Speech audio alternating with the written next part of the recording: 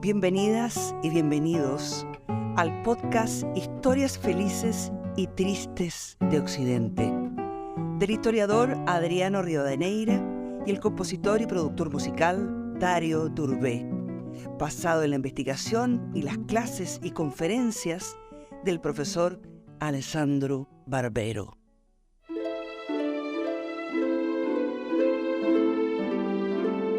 En este episodio hablaremos de los oráculos de la antigüedad.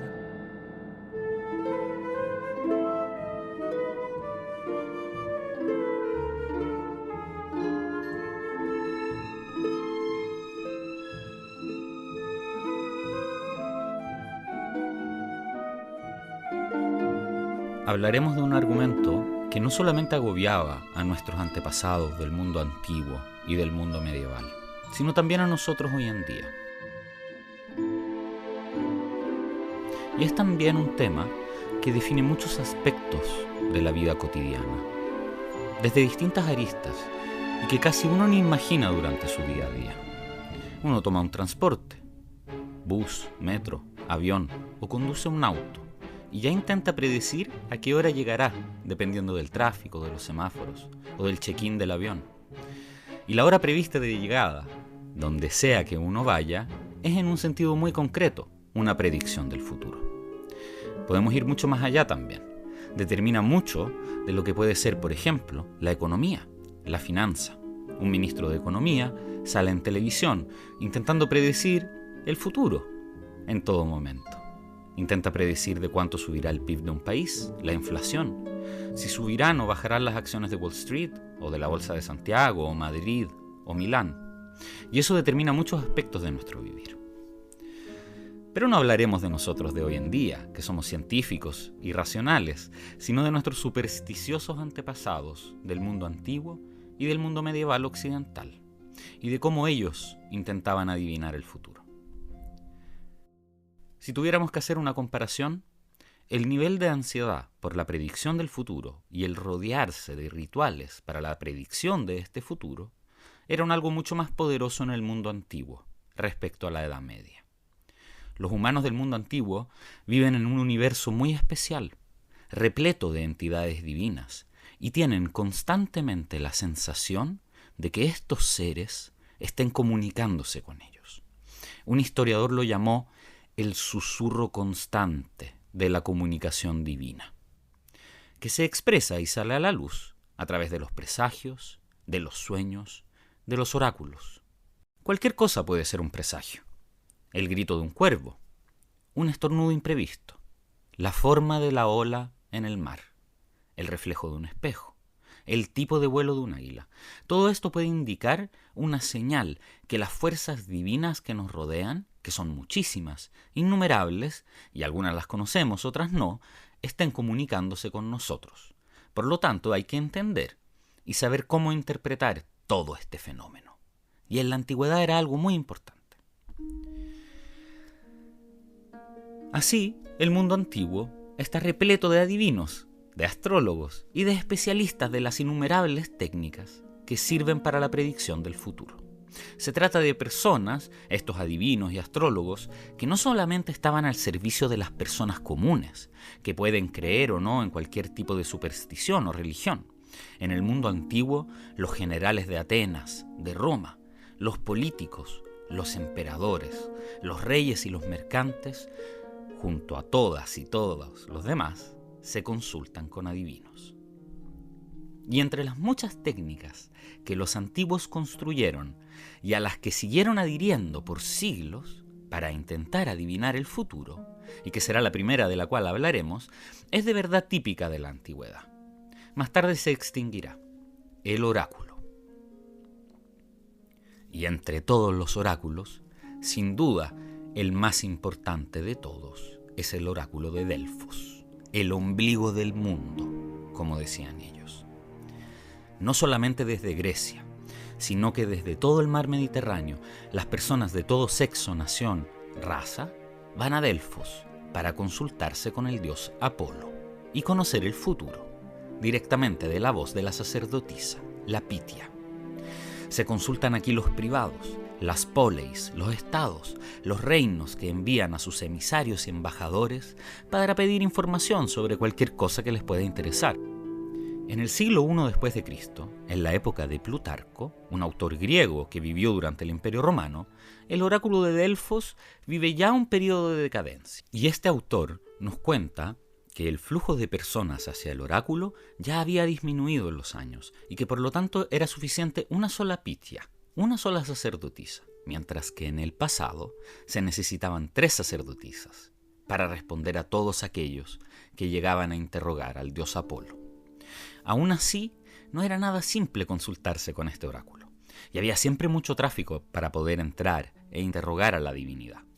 Esto porque el oráculo de Delfos funcionaba solo un día al mes, el 7, el día de nacimiento de Apolo, y solo por 9 meses al año, porque en los 3 meses invernales el dios Apolo se iba hacia el norte y dejaba su templo, bajo el cuidado de Dionisio, que mantiene abierto el santuario, pero no responde. No acepta entrevistas.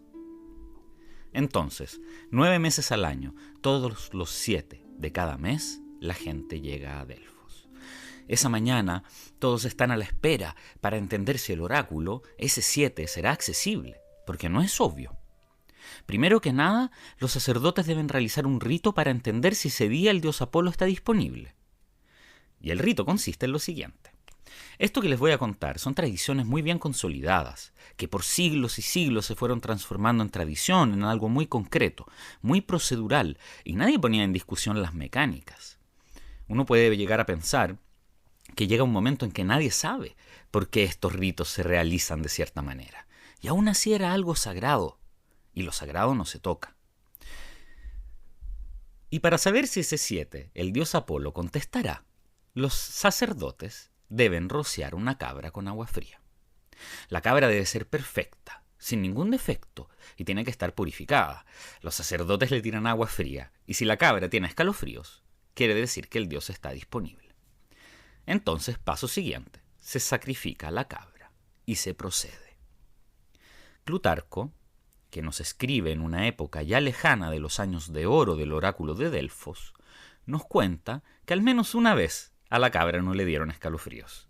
Entonces los sacerdotes habían agarrado a la cabra y la habían sumergido completamente en la piscina de agua helada. Y entonces sí le dieron escalofríos. Y hay que poner atención aquí. Este es un aspecto que encontraremos a lo largo del relato.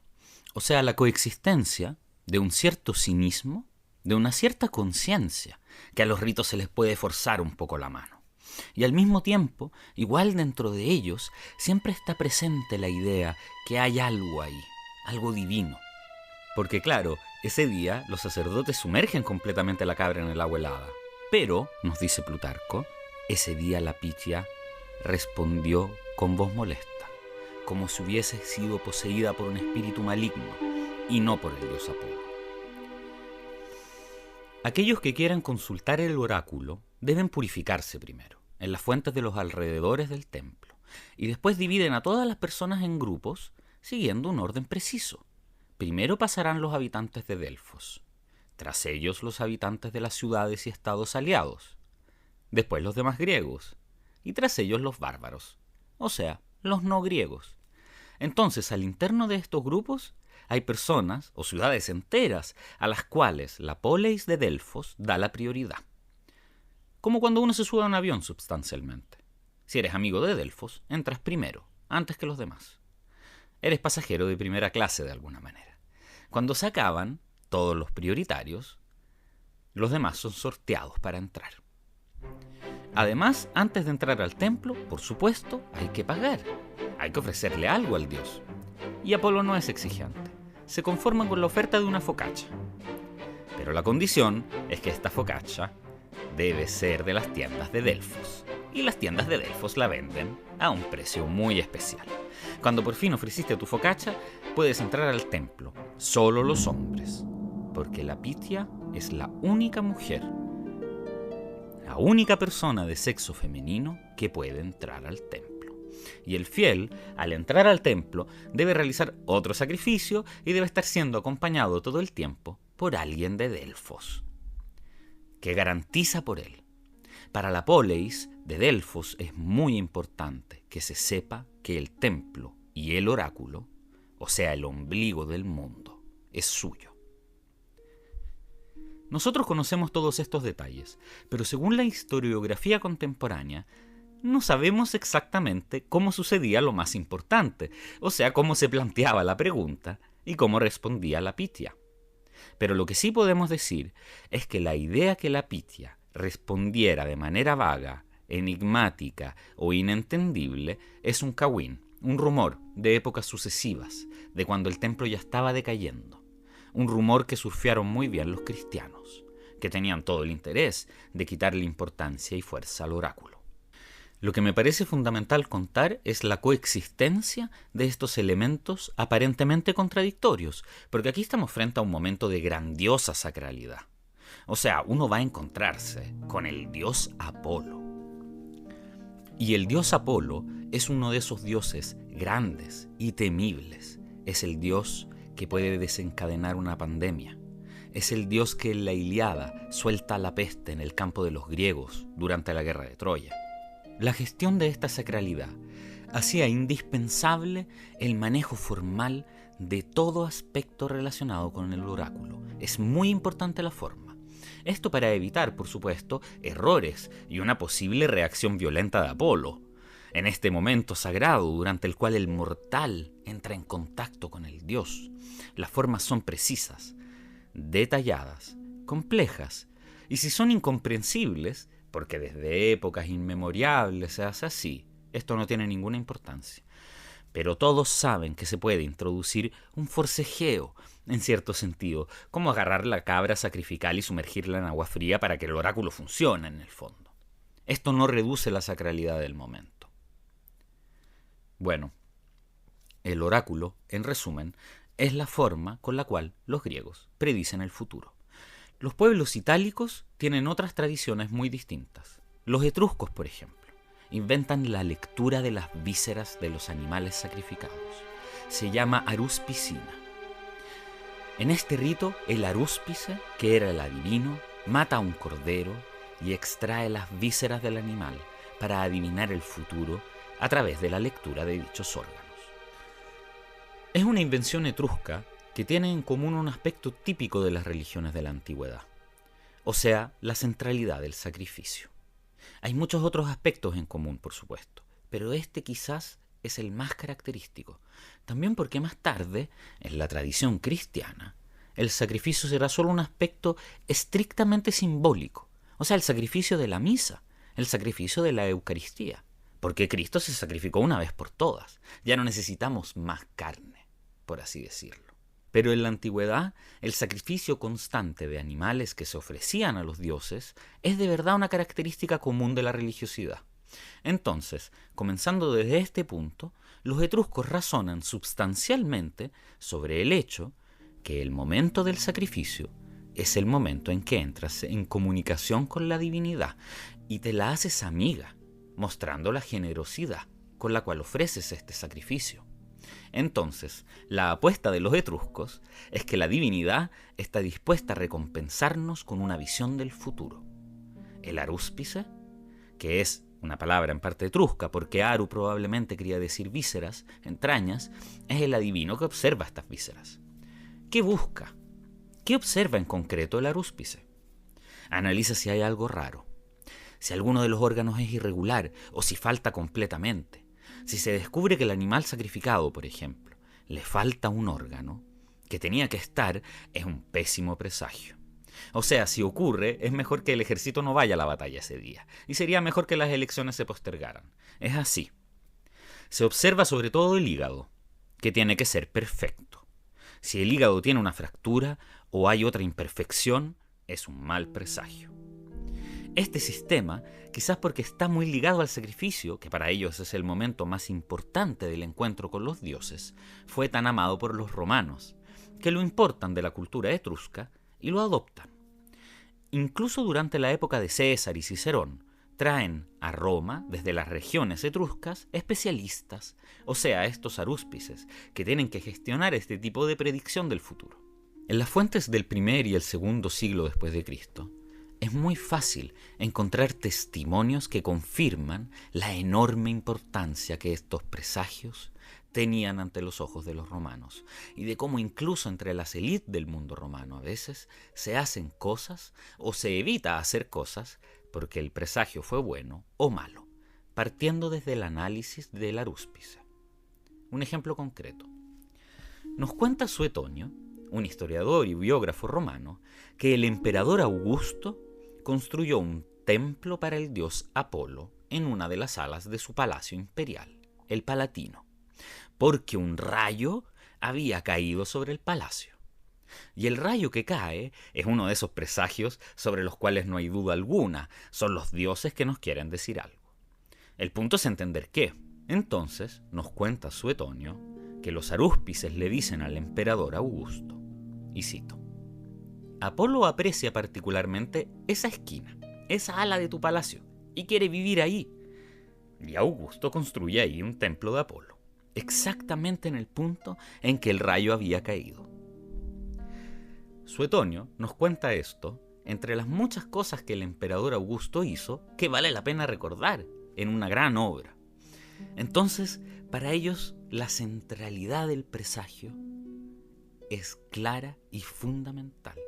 El sucesor del emperador Augusto, Tiberio, se preocupa mucho de su incolumidad y a través de adivinos, profecías, consulta. ¿Y si alguien supiera que se está organizando un atentado contra el emperador? ¿Y si alguien consultara a los arúspices para saber cuándo el emperador morirá y cómo? Imagínense, si se puede predecir el futuro, se puede predecir cuándo terminará el Imperio Romano también. Y consultar el oráculo para saber cuándo morirá el emperador romano será considerado un crimen castigado con pena de muerte. Entonces Suetonio nos cuenta que el emperador Tiberio, para evitar que aquellos que podían predecir el futuro supieran algo tan importante como cuándo moriría el emperador, le prohibió a los arúspices extraer las vísceras para conocer el futuro sin testigos presentes. Entonces, cada vez que un arúspice lee el futuro en las vísceras, el acto tiene que ocurrir en público y tiene que haber testigos para que se sepa que los dioses dijeron lo que dijeron. Esta ritualidad es súper importante para los romanos, pero es una ritualidad importada. Los romanos inventaron otras técnicas para predecir el futuro. Todas están caracterizadas por el objetivo de tener a disposición presagios con facilidad, rapidez y que sean fáciles de interpretar. En Roma, predecir el futuro en momentos dramáticos o en momentos durante los cuales se va a realizar algo importante, como la salida de un general con su ejército, como cité anteriormente, pero también en otras circunstancias, es sumamente importante. El Estado romano, porque no estamos hablando de alguien que va al adivino para saber si se va a enamorar, sino de cosas que tienen un valor político y militar.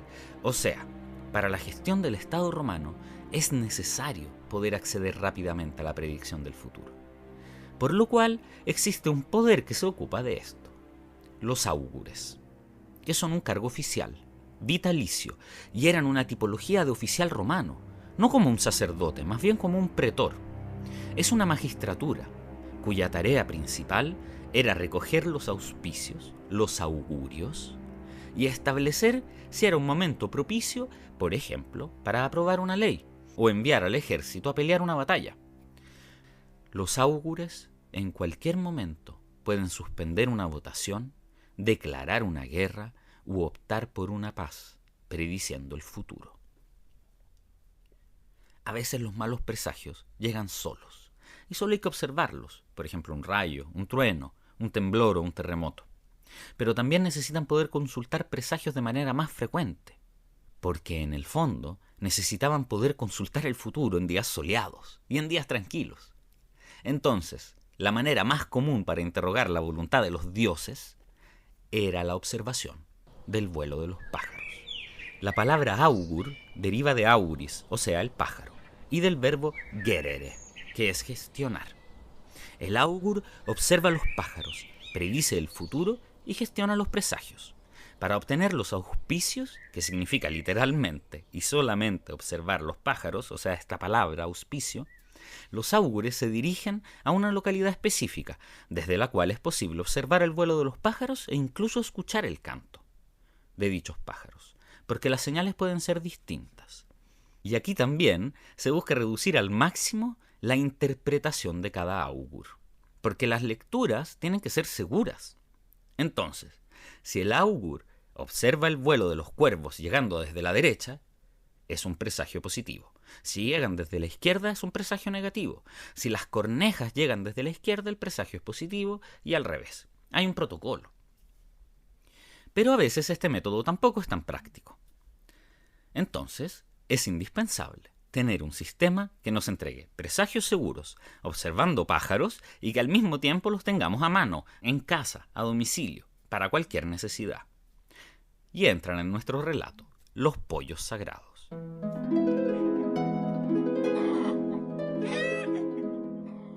El presagio con los pollos sagrados se obtiene observando de qué manera comen.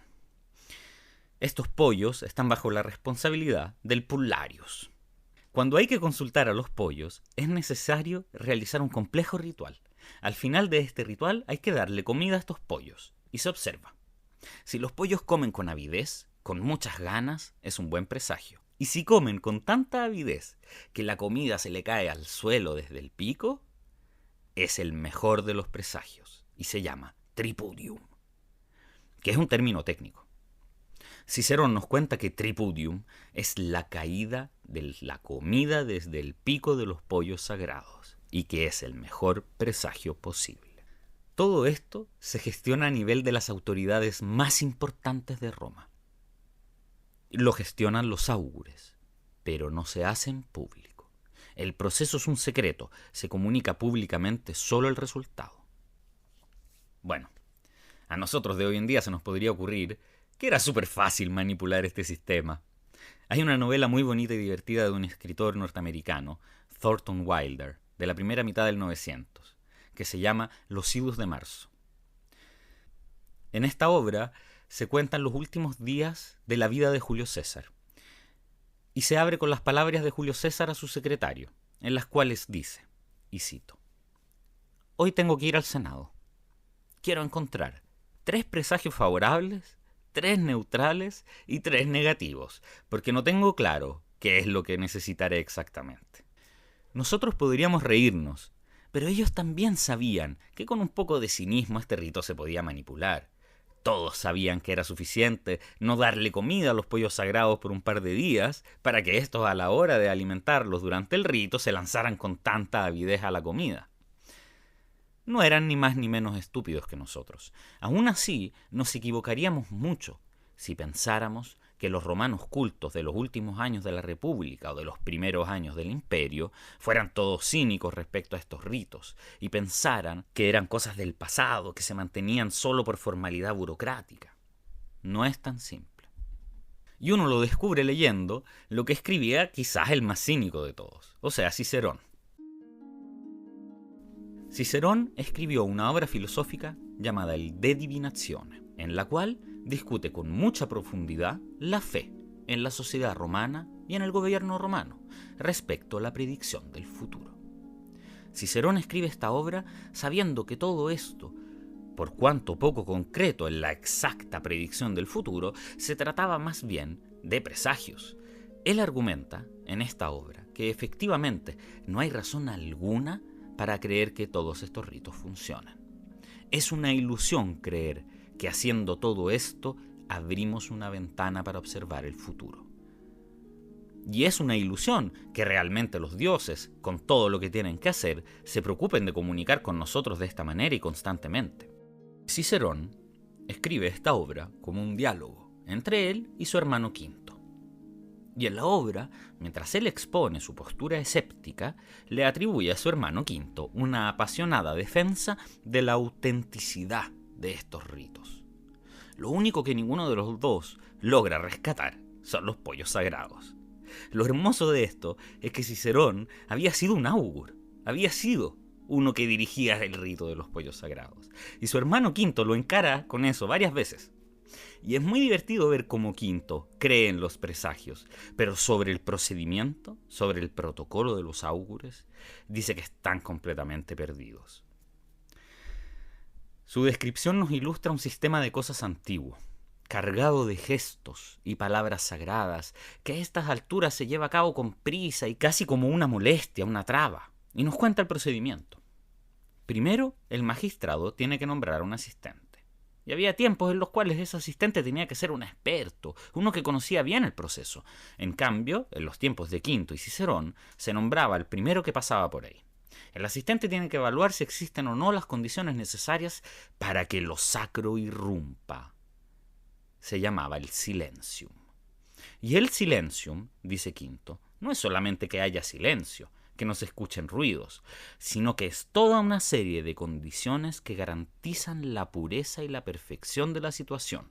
Si no, los dioses no se manifiestan. Es importantísimo esto. Entonces, si tenemos el silencium, hay que llamar al Pollarius, o sea, el responsable de los pollos sagrados, y este rápidamente les pasa la comida a los pollos y concluye el rito, casi por protocolo. Y ya no hay una suerte de revelación divina. Por lo menos estos dos intelectuales se quejan de esto. Aún así, Quinto le dice a su hermano Cicerón, y cito: «Haces mal en creer que estos ritos no sean importantes. Tú deberías saberlo. ¿Te acuerdas del año en que fuiste cónsul? Cuando llegó el augur Apio Claudio, y era el único de todos ustedes augures que se lo creía. Él era el único que se tomaba en serio los ritos, el único que no se conformaba con cantiquear el ritual y cerrar el rito a la rápida, e intentaba de verdad prever el futuro. Y ustedes le tomaban el pelo, le ponían sobrenombres ridículos a este ignorante que en serio se lo creía.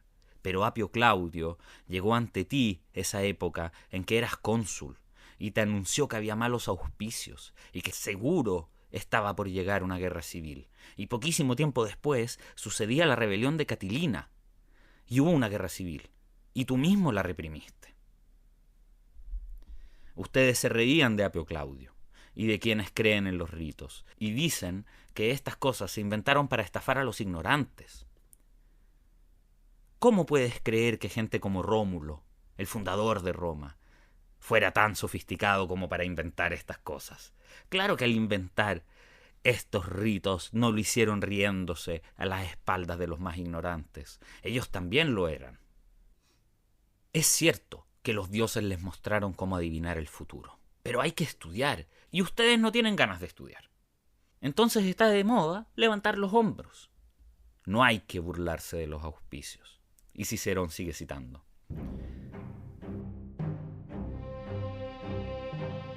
«Antes de la batalla del lago Trasimeno, durante la Segunda Guerra Púnica contra los cartagineses, el cónsul Flaminio comenzó su marcha, aunque los augures le habían avisado que los pollos sagrados no habían comido.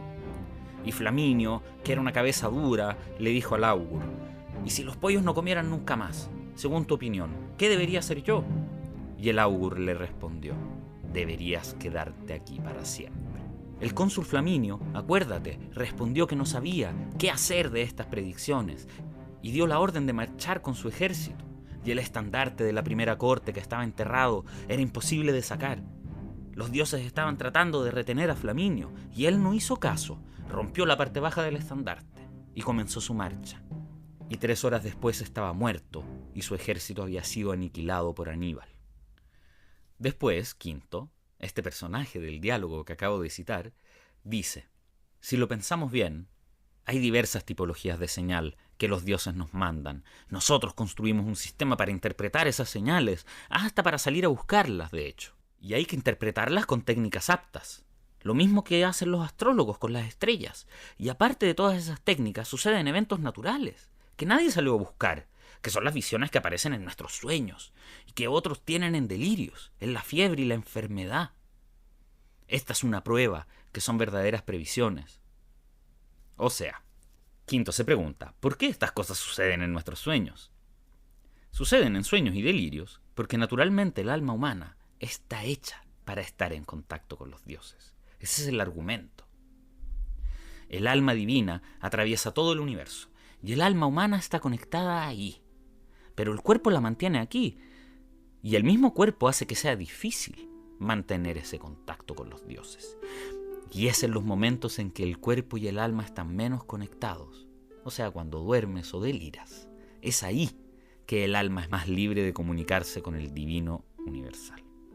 O sea, se entiende que hay un complejísimo sistema filosófico bajo esta ritualidad.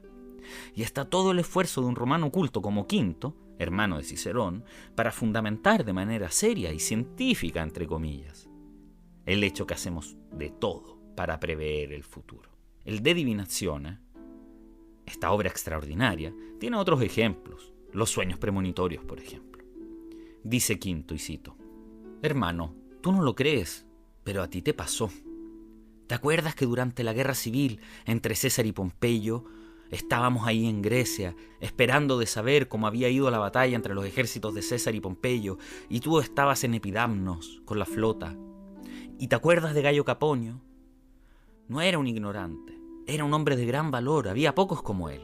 Y Gayo Caponio llegó muy preocupado, muy agitado, y te contó que uno de los remadores de su flota había tenido un sueño, y había soñado que Grecia se habría ahogado en su sangre, y que Epidamnos habría sido saqueada, que la flota se habría hundido, y que habrían visto la ciudad en llamas. Y tú te preocupaste, muchísimo, y muchos otros también se preocuparon, hombres cultos. Y pocos días después llegó el mensajero a contarnos que Pompeyo había perdido, y la ciudad estaba saqueada, y se estaba quemando, y la flota había sido perdida». Estos son los argumentos del hermano de Cicerón, al cual, por supuesto, Cicerón, en la segunda parte de la obra, responde. Y sus respuestas son muy específicas y articuladas. La primera objeción es quizás muy dialéctica, sofística. Y lo parafraseo. Tú me hablas de predicción del futuro. Está bien, pero perdona, el cónsul Flaminio recibió malos presagios y no quiso escucharlos. Y se realizaron esos malos presagios, que llevaron a su derrota. Pero si hubiera escuchado los presagios, si hubiera hecho caso, no habría sido derrotado. Y entonces, ¿el futuro no se habría realizado? O sea, ¿en qué sentido dices que se prevé el futuro? No es lo mismo. La segunda respuesta de Cicerón es menos sofista, y más simple si uno quiere, muy aterrizada. Y cito: «Aún así yo no quiero conocer mi futuro. ¿De qué sirve conocer tu propio futuro? ¿De qué le habría servido a Pompeyo, que tuvo años y años de gloria y victorias? ¿De qué le habría servido a él saber que al final habría muerto derrotado? Si aún fuera cierto que pueden prever el futuro, yo no querría saberlo». A lo largo de toda la segunda parte del De Divinatione, Cicerón procede respondiendo cada una de las afirmaciones de su hermano Quinto, insistiendo sobre el hecho que ninguna de estas apunta a negar la existencia de los dioses en absoluto. Porque claro, los dioses existen. Y es casi como si sospechara que alguien, simplificando un poco como cuando hay un debate relevante, le dijera: si niegas a los augures o a los pollos, ¿entonces niegas a los dioses? Cicerón teme que se pueda decir eso. Y por ello afirma que aún así hay que respetar y seguir los ritos. Y es inflexible sobre este aspecto. Por el bien del Estado y la religión de todos, hay que seguir respetando y siguiendo los ritos, los augurios, los presagios. Y cito a Cicerón: «Está llena la historia de predicciones erróneas. A Pompeyo, por ejemplo, los aurúspices le predijeron que habría ganado contra César. Y Pompeyo creía muchísimo en las predicciones, y en los presagios, y en los pájaros, y en las vísceras, y perdió. Nos quedan los sueños. Y aquí Cicerón afirma, y cito: «Tú me dices que los sueños prevén el futuro, pero en realidad de los sueños se pueden concluir todo lo que uno querría». Y cita un par de ejemplos muy lindos. El primero sobre un corredor que tenía que competir en Olimpia, porque las Olimpiadas se siguen organizando y realizando bajo el Imperio Romano. Serán ilegalizadas mucho más tarde, bajo el Imperio de Teodosio, cuando ya está claro que el imperio debe ser cristiano a toda costa, y como las Olimpiadas eran un rito religioso, Teodosio las negará. Hasta entonces se hacían siempre cada 4 años. Y Cicerón cuenta el sueño de un atleta, y cito: «Este corredor tenía que competir con su carro de 4 caballos, e iba a gran velocidad. Y aumentaba la velocidad. Y tras eso fue a consultarse con un primer intérprete, que le dice: obvio que ganarás, ibas tan rápido en el sueño. El segundo intérprete al que se dirige, le dice: el sueño es clarísimo, perderás porque tenías 4 caballos delante tuyo. El otro ejemplo es de la matrona que no logra quedar embarazada, y quería y no lo lograba, y soñó que su naturaleza se encontraba en jarrones sellados. Y el primer adivino le dice: nunca quedarás embarazada, estás cerrada, como los jarrones. Ella fue a ver otro adivino, que le dice: yo incluso creo que estás embarazada, porque los jarrones los sellamos cuando están llenos, no cuando están vacíos. Substancialmente, el resultado, según Cicerón, es que los sueños son puras invenciones nuestras. Y lo cito: porque tenemos esta ansiedad de conocer el futuro, pero aún así no podemos negar estos ritos, porque el pueblo cree en ellos, y no solo el pueblo. No podemos negar las creencias populares, y el Estado es algo fundamental, porque el pueblo ve que es el Estado que se comunica con los dioses para prever el futuro. Por algo todo esto se realiza en secreto, y el pueblo conoce solo los resultados. No por casualidad se hace todo esto con ritos complejos que hay que conocer y entender en profundidad. Es una gran ventaja para el Estado el conservar estos rituales de nuestros antepasados. Pero yo no puedo creer que los dioses pierdan de verdad su tiempo enviándonos señales todo el rato. Además, si de verdad los dioses nos aman tanto como dicen, y quieren ayudarnos a predecir el futuro, ¿por qué no nos lo cuentan todo de manera más clara? ¿Por qué es todo tan complicado, tan susceptible de interpretaciones opuestas? Esto es muy conclusivo para Cicerón. La astrología era otra ciencia de predicción importada. Los romanos sabían que era una tradición babilonesa y que habían sido ellos los que habían creado esta tradición, pero igual les interesaba mucho.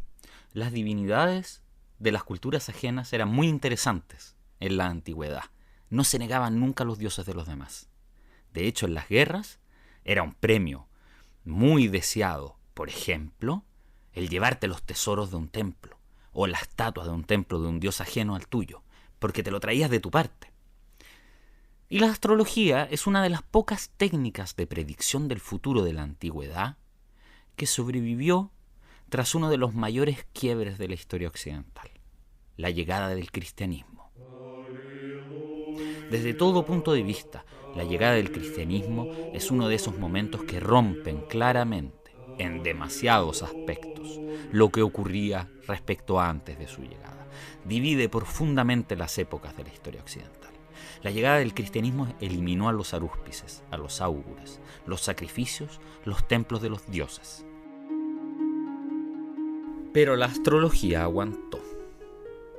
Porque desde la perspectiva profundamente intelectual que caracteriza la cultura medieval, es obvio que el universo fue creado por Dios y querido por su voluntad, creado bajo principios racionales, y que nosotros los humanos tenemos la razón que nos distingue de los animales y nos hace parecidos a Dios, y que con esta razón Dios quiere que seamos capaces de interpretar el universo.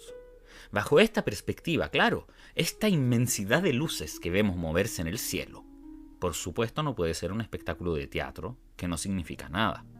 Debe querer decir algo. Nada es casual en la cultura cristiana. La astrología queda. Y mientras más se hace sofisticada la compleja cultura medieval, en los siglos después del año 1000, hasta su momento más alto durante el Renacimiento, se complejiza y adquiere cada vez más importancia también la astrología. Los poderosos del Renacimiento se rodean de astrólogos. Y atención, no se trata ni de magos ni de charlatanes, se trata de científicos, que conocen un saber muy complejo y sofisticado. O sea, para entendernos, Galileo hacía horóscopos. No debemos imaginar que el espíritu científico moderno entró de inmediato en conflicto con la persuasión que este inmenso oráculo de estrellas, planetas y constelaciones era un idioma con el cual Dios nos hablaba. En la Edad Media hay una gran novedad que hace nítida la diferencia entre la cultura medieval y la cultura de la antigüedad, y creo de la nuestra también. En la Edad Media, el tiempo ya no es ilimitado. Se prevé que en un cierto momento termina el tiempo.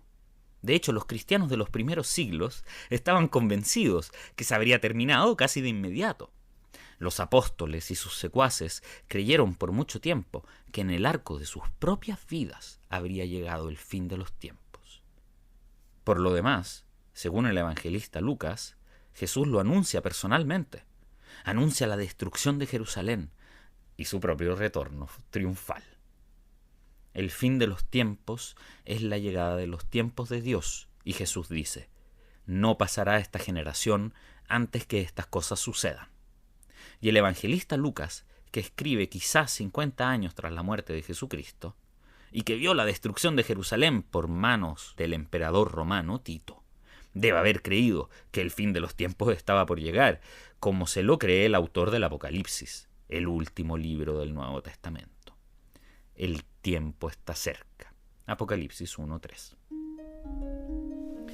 Y con el pasar de los tiempos se entendió que en realidad el fin de los tiempos, perdón por la redundancia, no sucedía, o no tan pronto. Pero aún así se vive en un tiempo que se sabe que llegará a su fin. No se puede saber cuándo llegará este fin de los tiempos. Y en ese sentido también la cultura medieval tiene un acercamiento distinto respecto a la antigüedad. En el sentido que hay algunas cosas sobre las cuales el cristianismo enseña que es erróneo intentar prever el futuro. Especialmente es un error tratar de adivinar cuándo llegará el fin de los tiempos. Porque Cristo dijo también: nadie sabe cuándo llegará ese día y esa hora. No lo saben los ángeles, ni tampoco el Hijo. Solo Dios Padre lo sabe. Mateo 24:36. Entonces Jesús, según Mateo, dijo que ni siquiera él lo sabía. Este tema en el Nuevo Testamento surge constantemente. Manténganse listos, porque no saben cuándo ese momento llegará.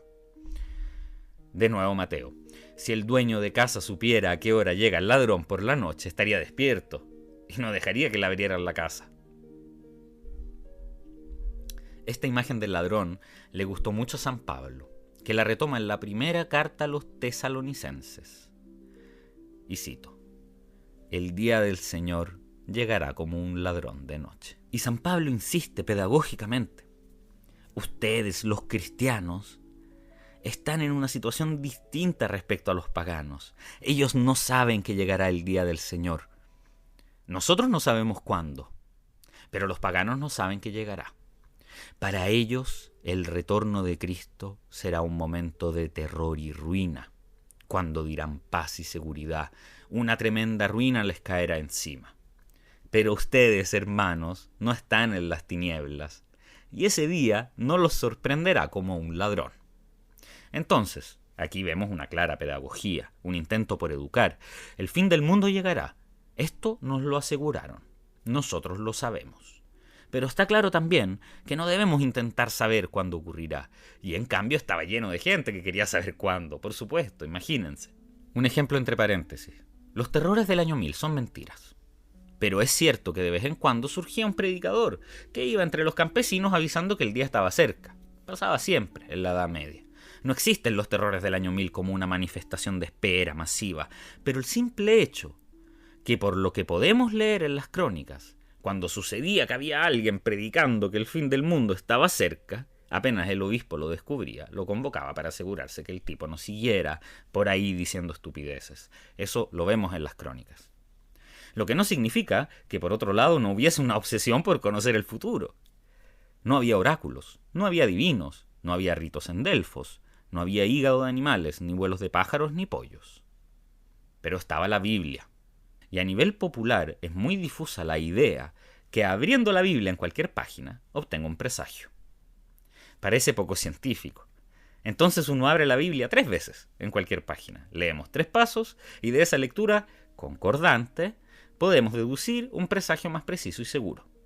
Es una práctica súper difusa en la Edad Media y la Iglesia intenta todo el tiempo, cada vez que tiene la oportunidad, y se preocupa de enfatizar que son puras estupideces de supersticiosos y que no se debe absolutamente creer que la Biblia sirva para eso.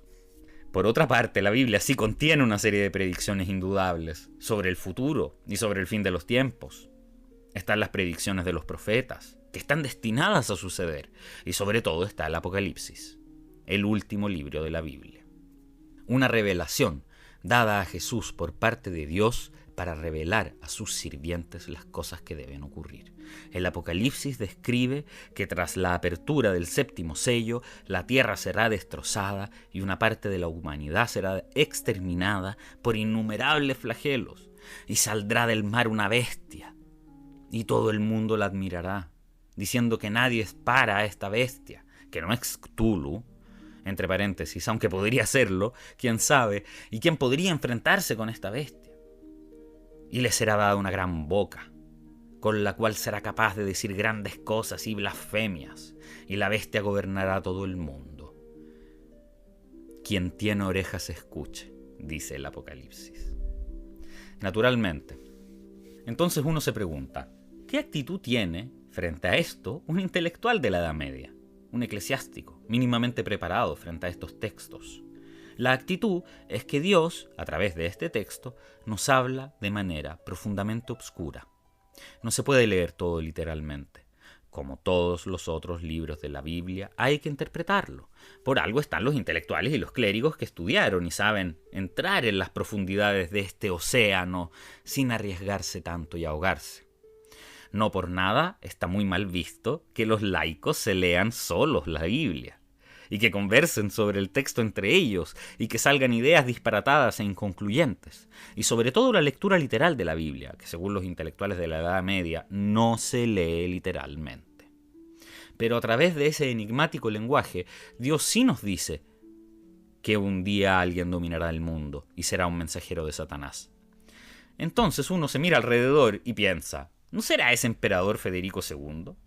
Papa Gregorio IX se lo creyó y pensó también ser un muy buen argumento para descreditarlo durante la guerra que tuvo con este emperador alemán. Y que las blasfemias que salen de su boca son los discursos de Federico, los discursos de la bestia. La Biblia cuenta buenas noticias también. Cuenta que la bestia será derrotada, que los secuaces del Cordero serán victoriosos, que Jesús gobernará por 1000 años. Y después Satanás será liberado nuevamente y lo intentará nuevamente y será nuevamente derrotado. Y esa derrota será definitiva y se dará el juicio final. Y la historia acabará. Entonces, saber que la historia tiene un punto de llegada y que se sepa cómo efectivamente sucederá este fin del mundo modifica de maneras muy especiales la relación que tienen los intelectuales de la Edad Media con el tiempo. Pensemos un segundo lo que significa para los historiadores medievales saber de antemano cómo se va a acabar la historia humana. Otón de Frisinga, por ejemplo, que fue un obispo y cronista alemán del siglo XII, cultísimo, tío de otro Federico emperador, Barbarroja. Entre sus obras, escribe una historia universal, llamada la Historia de las Dos Ciudades. Este texto está sobre todo basado en San Agustín, o sea, la ciudad de Dios, la ciudad del hombre, esas son las dos ciudades. Los primeros 7 libros o capítulos de la Historia de las Dos Ciudades nos narra toda la historia humana, desde la creación hasta el año que él mismo estaba escribiendo el libro, 1146, durante el reino del Barbarroja. El tema completo de la historia humana circula alrededor de cómo, paso a paso, el dominio del mundo pasó por Babilonia, y luego Persia, Grecia, Macedonia, Roma, Bizancio, y ahora la corte imperial del Federico Barbarroja. Esto por 7 libros. El 8º libro cuenta el final, o sea, cómo se acabará el mundo según el Apocalipsis y los profetas. Y Otón de Frisinga, que mezcla lo que ocurrirá con una serie de reflexiones muy interesantes y profundas, dice también, y cito: «Yo sé que me criticarán por haber mezclado el relato de las miserias humanas y de los errores de los hombres con las páginas de la Biblia, pero cuídense, porque la Biblia también tiene muchas partes históricas, está llena de narración histórica, y así yo también creo cometer un crimen. Después de haber contado las tinieblas de la historia humana, contaré sobre la luz que nos espera». Que por supuesto no hay que interpretar literalmente, como hace la gente común. Miren los peregrinos que viajan a Jerusalén. Se informan sobre dónde está el valle de Josafat, al llegar a Israel, porque será ahí que ocurrirá el juicio final. Las naciones se dirigirán al valle de Josafat, porque ahí me sentaré para juzgar a todas las naciones que me rodean. Es una cita. Y Otón, que es un obispo, dice: bah, no podemos interpretar esto literalmente como hacen los peregrinos, que cuando llegan al valle de Josafat ponen una piedra para guardarse el puesto, cuando seremos todos convocados ahí, se reservan el espacio. Estamos concluyendo. Y este es un tema, como vemos, que se escapa para todos lados, porque es un tema, el de la predicción del futuro, que atraviesa de manera apasionante toda la historia humana, con miles de variantes que enfatizan esta obsesión. Podríamos reflexionar sobre cómo la ciencia ficción también, por mucho tiempo y hasta hoy, ha sido la manera a través de la cual nosotros observamos, creyendo poder leerlo, nuestro futuro. Y ha habido muchos aciertos. Se me ocurren muchas películas y libros que han ido acertando aspectos predictivos, incluso estimulando que sucedieran así el futuro de nuestra civilización. La inteligencia artificial, la televisión, internet, las redes invisibles y eléctricas que había previsto, imaginado, por ejemplo, el gran genio de nuestra civilización, Nikola Tesla. Cerraría con un ejemplo muy bello sobre cómo la ciencia ficción demuestra cómo está hecha nuestra mentalidad y de cómo se nos hace tan difícil deshacernos de nuestras ideas predispuestas. Esto le ocurre sobre todo a los historiadores. Me explico mejor con el ejemplo. Un gran escritor, Ray Bradbury, estadounidense, autor de Fahrenheit 451. Hay un cuento de este autor, de 1948, en el cual intenta imaginar cómo sucederá el parto en el año 2000. Y sucede así. Cuando se acerca el momento, el marido y su mujer van al hospital en su helicóptero, porque todos tienen un helicóptero y se transportan así. El cielo está repleto de las luces de naves espaciales y el marido le asegura a su esposa que no se preocupe, porque las nuevas máquinas para el parto son formidables. Te meten en un cunículo, te hipnotizan, tú no te das ni cuenta, y al día siguiente el bebé ya nació. Entonces llegan al hospital, donde la mujer es acompañada a esta máquina de parto, y mientras tanto el marido es acompañado a la sala de espera, donde podrá transcurrir todo el tiempo fumando nerviosamente un cigarro tras otro. Es maravilloso este aspecto. No el hecho que no viajemos en helicóptero, porque ahí no le dio al blanco, o que hay una máquina de parto, donde tampoco le dio al blanco. Lo extraordinario es que para este autor, Bradbury, en 1948, era imposible imaginar que 60 años después, o cuantos sean, estaría prohibido fumar en los hospitales. Esto demuestra lo difícil que es salir de nuestro presente e imaginar con certeza el futuro. Como imaginamos nuestro futuro siempre depende de nuestro presente, y esto vale para todos, sobre todo para los historiadores.